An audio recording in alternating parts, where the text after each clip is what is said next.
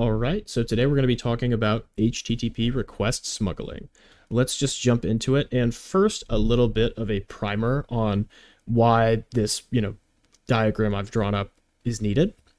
So let's say you've got multiple front-end applications and you don't want the server logic to be on all of those front-end hosts. You might have those front ends basically just forward a request to a back-end server. The back-end server will then determine what response is needed and then send it back, which makes sense. It's a lot more scalable.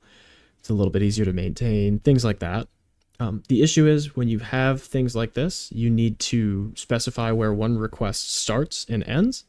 And, the front end and back end servers need to agree on that. So in this, little diagram I've drawn up, user A might send 3 requests and then user B might send 3.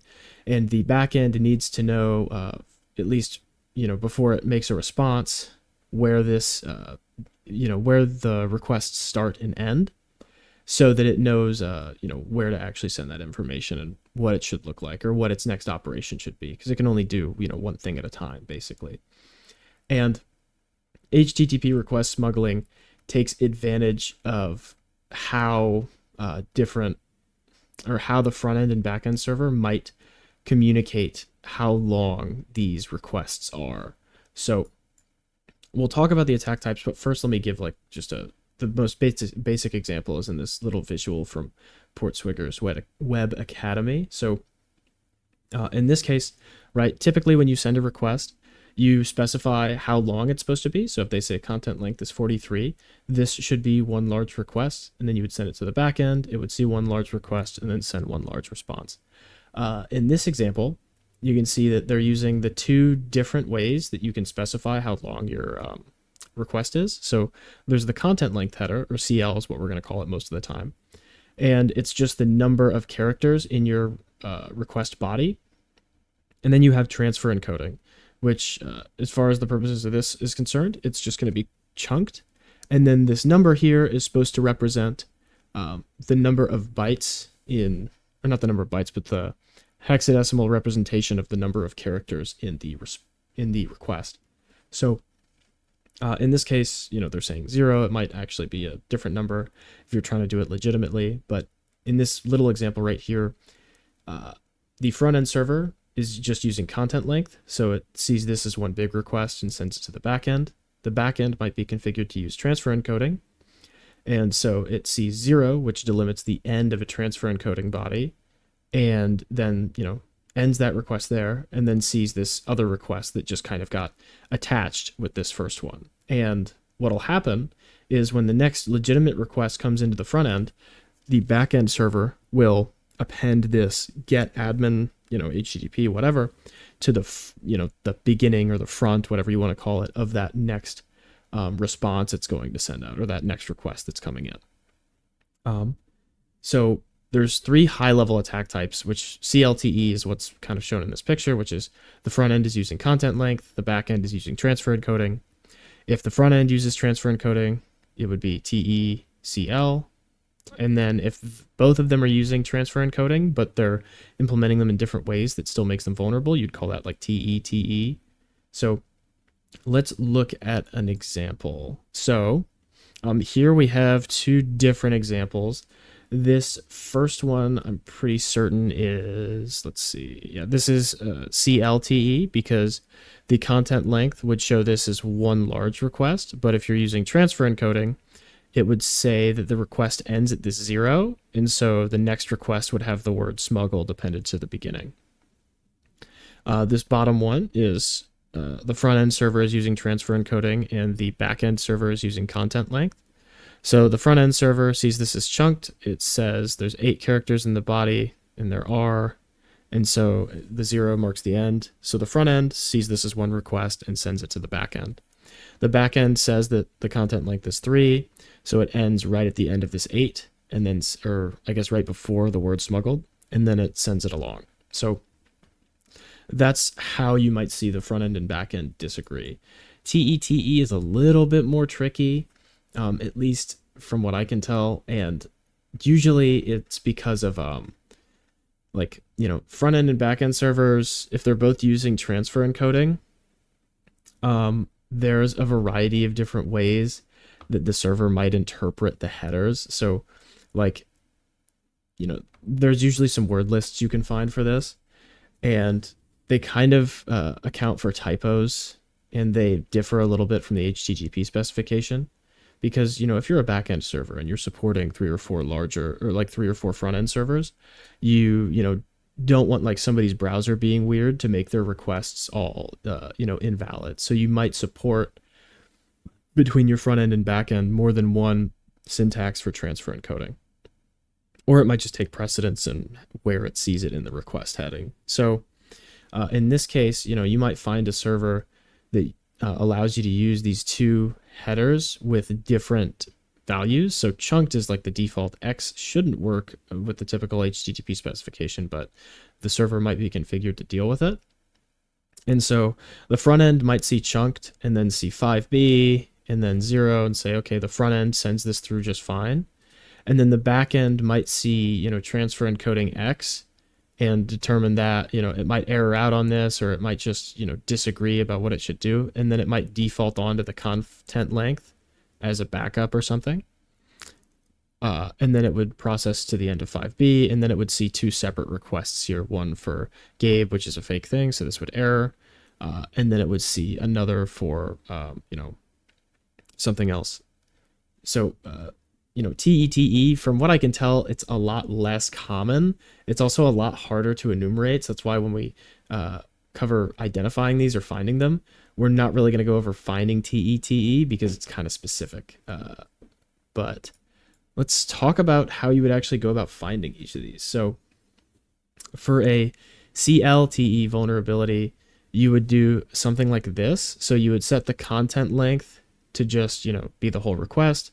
And then you would set transfer encoding to be chunked, but you wouldn't actually end the request.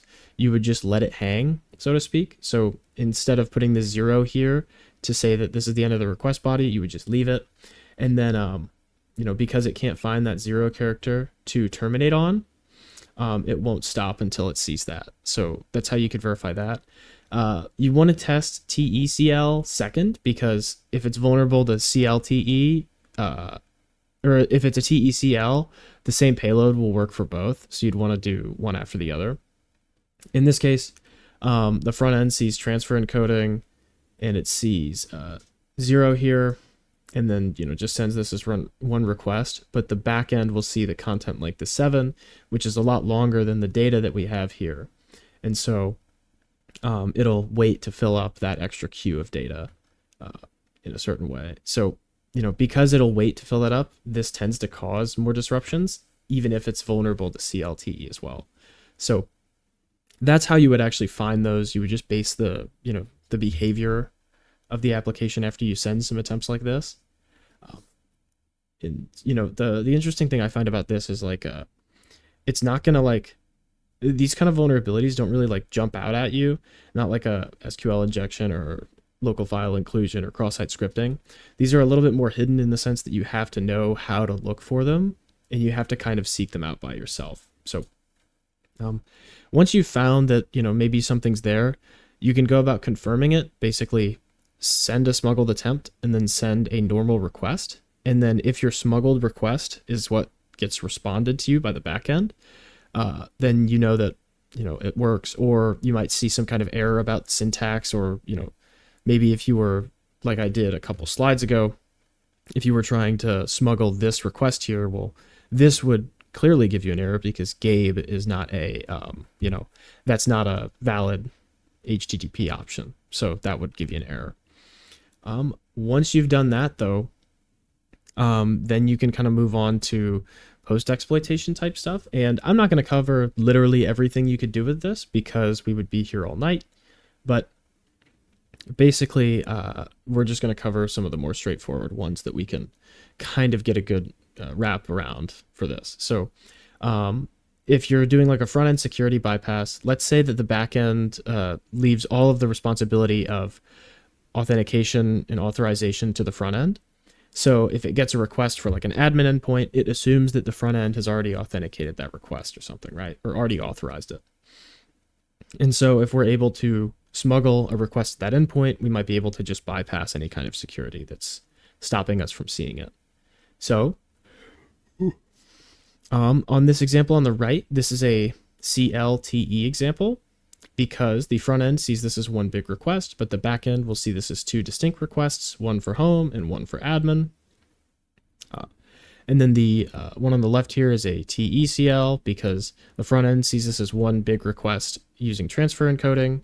So it ends, starts at the 5.7, ends at 0. But the back end will see this as two distinct requests because content length will end right at the end of this 57. And so the back end will see this as a request for home and a request for admin delete user Carlos. So when you send that next request, you should get the response that is kind of queued up in a way, if that makes sense. Another thing you could do is if you have some kind of parameter that's being reflected, you could do what's called front-end request rewriting, which is basically, let's say I'm submitting a post request to either leave a comment or log in or something, and I use a parameter either in the URL or in the body. If it's in the URL, you'd want to transfer it to the body, but let's say it gets reflected on the site's front end like this.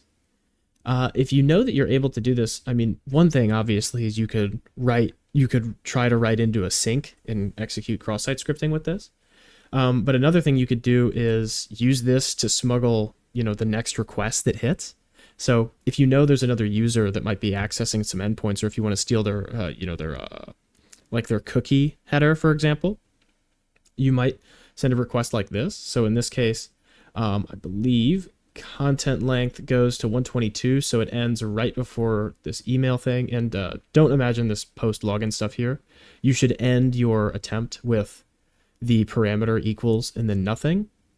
So the front end sees this as content length 122, and it ends right here. The back end sees this as a request for just slash, another request for login, and then because the because we specify the content length is 92, that's a lot longer than just email equals. When this gets reflected in the front end, it'll contain the next user's request as part of the content length of this next request that we're queuing up. And we'll go over that in a lot more detail in the lab because I'm pretty sure that's exactly what we'll be doing. But before we jump to that, there's a lot more post-exploitation stuff you can do. There's web cache poisoning. I kind of touched on reflected cross-site scripting. If there's a redirect or some kind of script being included, you might be able to get an open redirect going. With HTTP2 becoming more and more prevalent, there's plenty of downgrading attacks that you can use. So HTTP2 specifies length a lot better than HTTP1. So it's not conventionally as vulnerable as HTTP1 is to these. The issue is a lot of servers still have integration for HTTP1 and will let you downgrade. So there's a bunch of different ways you can actually get around HTTP2 being the default. Request tunneling just kind of involves if the backend is only configured to send one response per request, instead of what we're doing, making it kind of interpret 2 for 1, then what you could do is you could encapsulate that malicious response inside of a legitimate response. So it takes a little bit more like nesting of your payloads, but it still works. And then among that, there's desync attacks, and there's a bunch of other ones that I'm not going to cover here just for the sake of time. But let's go ahead and jump into our lab. It's an insane machine on Hack the Box called Sink from a couple years ago. So we'll jump into that, and then we'll come back here and talk about prevention. All right, so I've pulled up the Hack the Box Sink machine. And after doing a port scan, we find that there's a few web servers, I think running. One of them's on 3,000, this one's on 5,000, and this is where we're going to see the HTTP request smuggling. So let's see if, first we're going to have to make an account. And we can just start looking around at functionality. One thing that might be, it should be juicy on any web app test is your ability to leave comments. Let me just turn on our repeater so we can capture these. Oop, my intercept was not on. Let me do that again. Well, now we know what it looks like to delete. Let's try that again.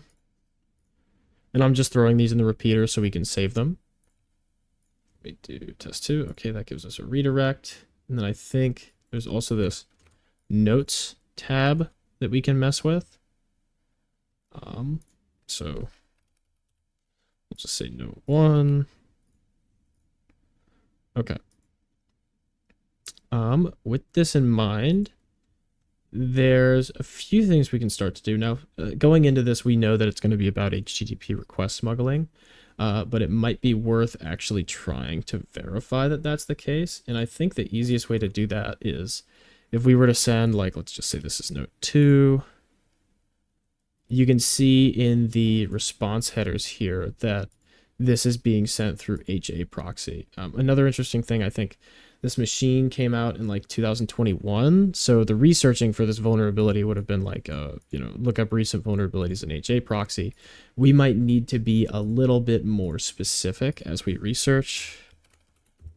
I think the year was 2021. Let me actually double check here. Okay. So we'll look up 2020.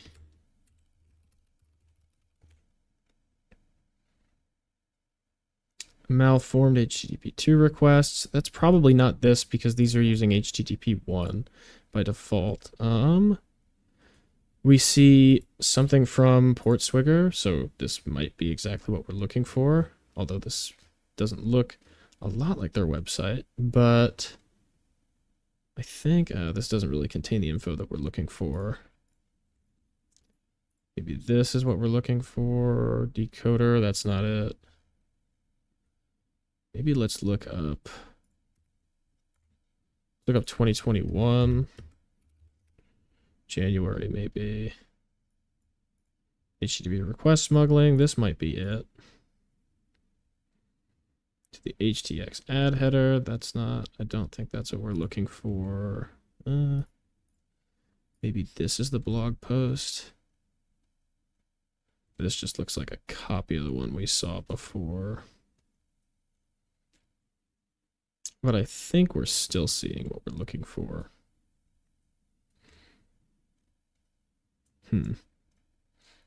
These blog posts are not really giving us the details that we want. It's easier to find the first time I did this, but maybe not. Yeah, nobody seems to want to tell us why this is. And I can't find the actual CVE number. But let me just look up. And then I think it's, if I look up 0B, that might be part of it. Here we go. So, do they reference the CVE number in here? I don't know if they do. But basically, you can see how they specify, in this case, I think it's a CLTE technically, because transfer encoding is being split here, but content length ends at the X. And they use, what's this? A \x0b. Okay, feed also works. So there's a few different characters that will work, but you put that between transfer encoding and chunked. And then apparently that's all it takes to actually get the transfer encoding to not be interpreted correctly by the backend server. And then we're able to do some devious things. So I think what we'll do is, I'm pretty sure we'll try and do it with the comment. So I'm just going to send another one of these to the repeater. We'll call that test 3. And I'm going to get rid of a bunch of these headers because I don't think we need a lot of these. Another thing I'm going to do is, let me see here. I'm going to go, I want to make these characters visible just because we're going to be adding some interesting ones. Let me get rid of host is fine. I don't think we're going to need user agent. I don't think we're going to need accept. Whoops. Might have already messed this up. Okay. I don't think we need these. I think content type will still need content length. I'm going to turn that off of automatic for now, just in case it gets weird. I don't think that we're going to need... what else might we not need? I don't think we'll need connection. I don't think we'll need refer. I think we'll probably still need our cookie, and I don't think that we'll need origin. So first, let's see if this still works. It looks like it. Let's refresh this page and see. Or wait, I was leaving comments, not notes. Okay, so yeah, we've made Well, so yeah, we must have requested that twice. Let's change that to 4. So we know that that's doing something. Let's verify. Well, we know that this request that's shortened is still working. Let's change up. I'm going to move the content length header down here just so it's easier for me to use. We do not want that there. And let's add another header. Oh, goodness. I'm going to get rid of these new line things.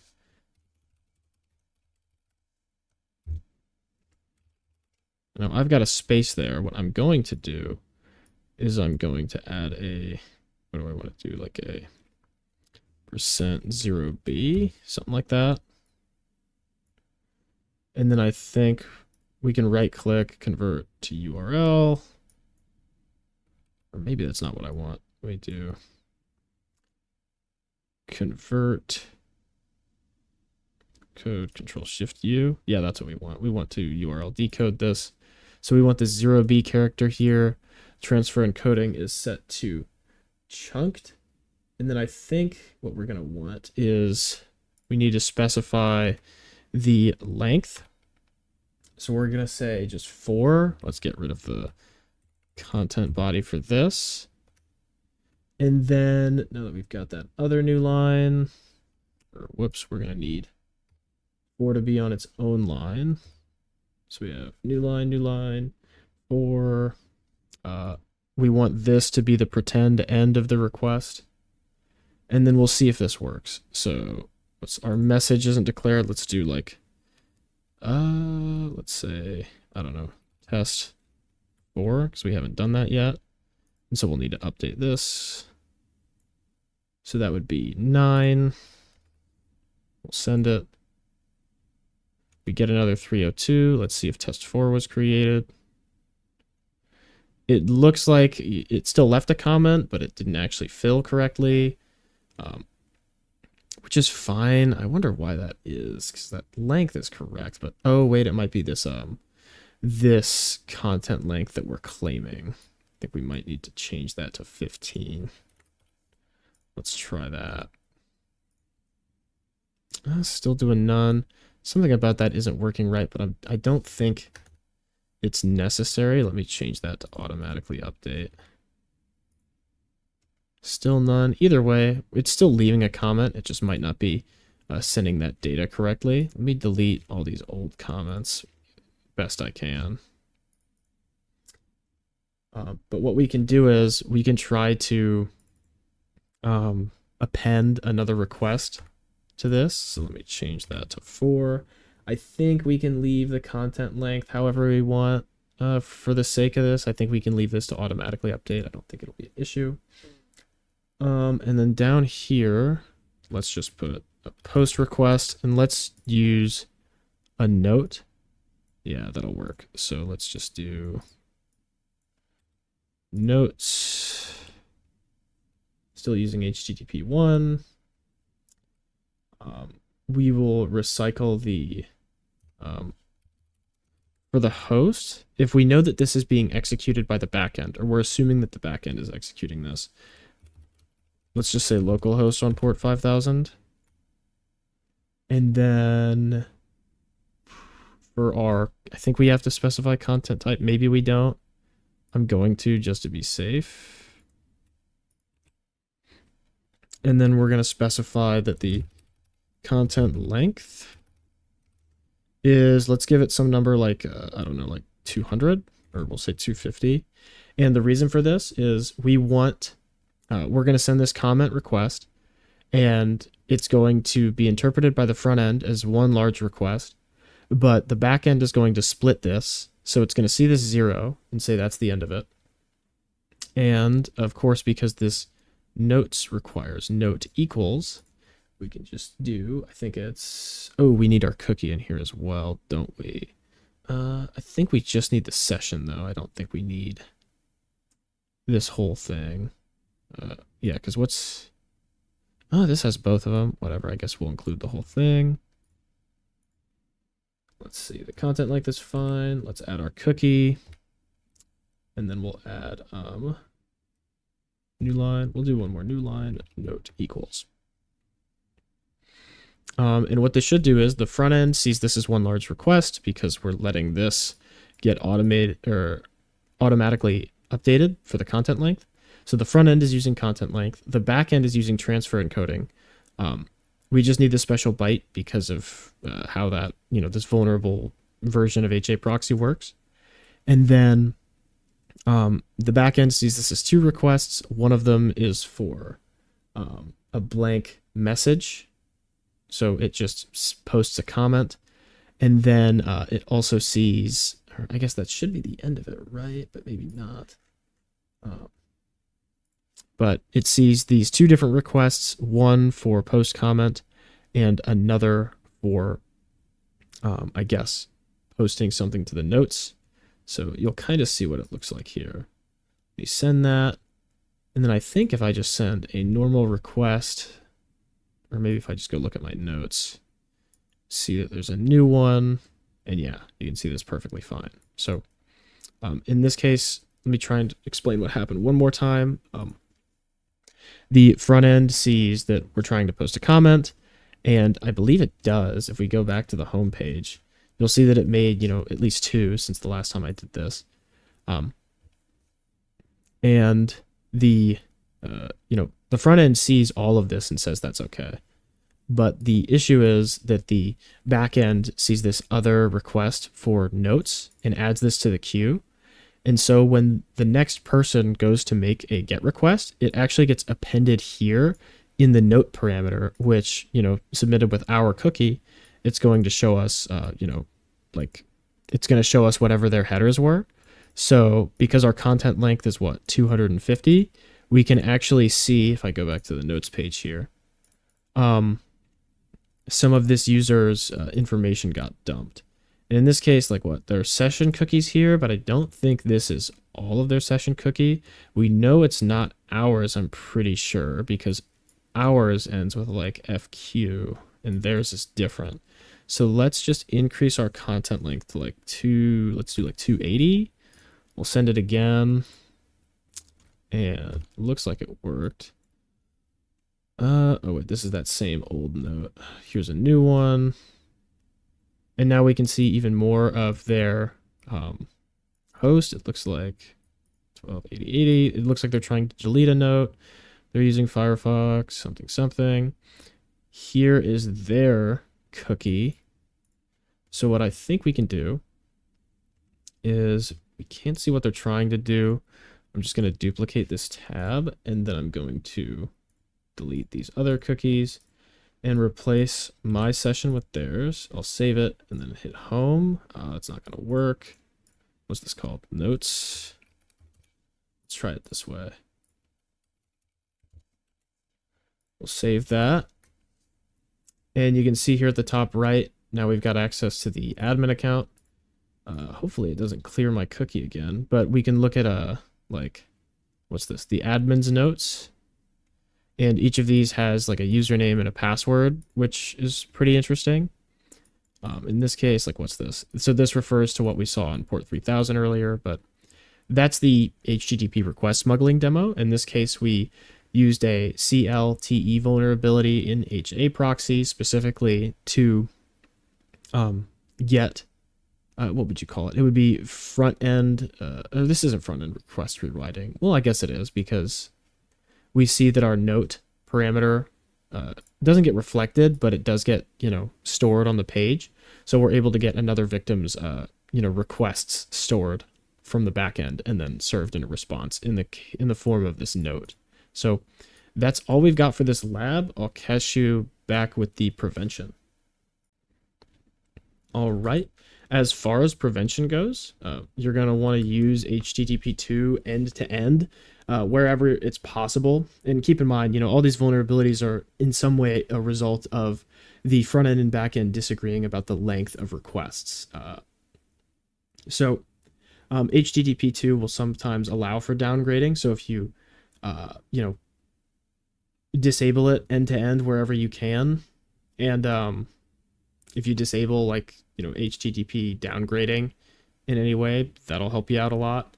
You also want to validate and sanitize any requests if you have to downgrade, if you have like a legacy backend server or a legacy front end server or something like that. Make sure that you're validating and sanitizing any of those. Make the front end normalize any of the requests that are ambiguous.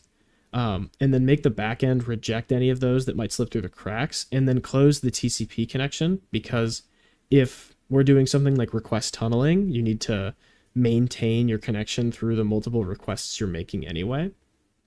So if you're closing the TCP connection, it'll make the attacker's life a lot harder. Try to sever connections whenever a server level or like a backend error occurs. And, never assume that requests will have a body. If you have, a GET request that's, not supposed to have a body, don't just assume that somebody won't throw something on there. And then also, if you're using something like a forward proxy, ensure that HTTP2 for upstream requests is also enabled. That's all we've got for today. I'll catch you in the next one.